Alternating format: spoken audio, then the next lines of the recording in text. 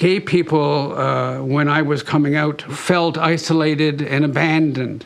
The community learned that they could begin to respond collectively into something, and we could coalesce and support each other. Hi, everybody.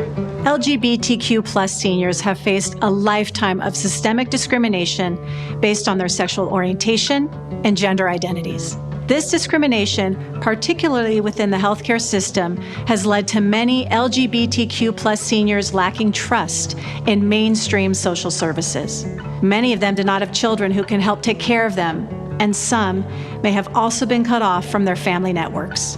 Many LGBTQ+ seniors are faced with a limited set of options as they near their final stages of life. But the community finds its own way to take care of each other. I met my partner in 1980. One of my foster fathers, his friends owned a gay bar, and I met him there, and the first week I met him, I told him to piss off, and we've been together ever since.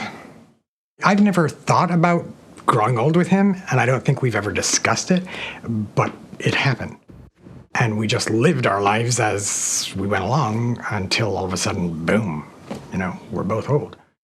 There's a 26-year difference between him and I. I didn't notice the difference in the age until we got to the point where now we need to make accommodations for things we can't do anymore. We started to see that he needed more in terms of care and assistance and things. So for the last 10 years exclusively, it's been a caregiving role. Table banner. Gay and Grey was created initially as a social support organization to deal with people with isolation and so on. People like me who are getting older and need something, and there wasn't something. So we create something. Seniors sit around a table outdoors. I come from a very large family, and being gay was not something that was common. I have 12 brothers and sisters. I'm number 13. Of them, still today, there's only 2 or 3 that have any communication with me.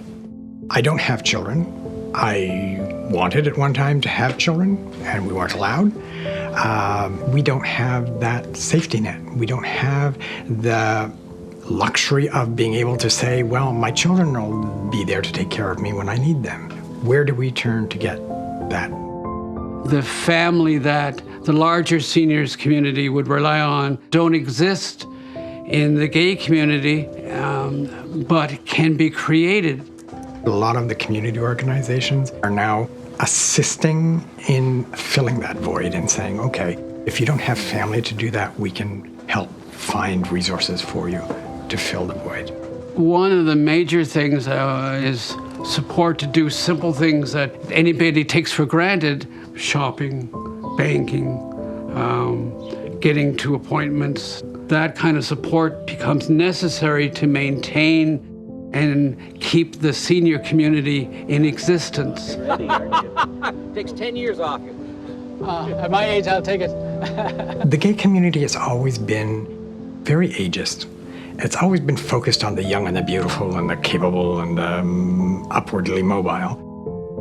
Organizations like Gay and Grey can really make a contribution, a valuable contribution, saying, you know what, these are the things that we can still do. We may be old, but we still have lots of different ways to give, and as we think about how that might manifest itself, we can actually make it happen. The LGBTQ+ community has done an amazing job in supporting one another and building a family within itself. But more can be done by society to recognize the unique needs that the LGBTQ+ community has as it ages, and to build support and care that respects and celebrates individuals as unique and deserving. Text, Black Box Productions. Produced with the participation of TELUS Fund. Stories for Caregivers is an initiative produced by the Coup Company. TELUS Fund takes no responsibility for the accuracy or validity of any claims or statements contained in the documents, content, goods or related graphics on this series.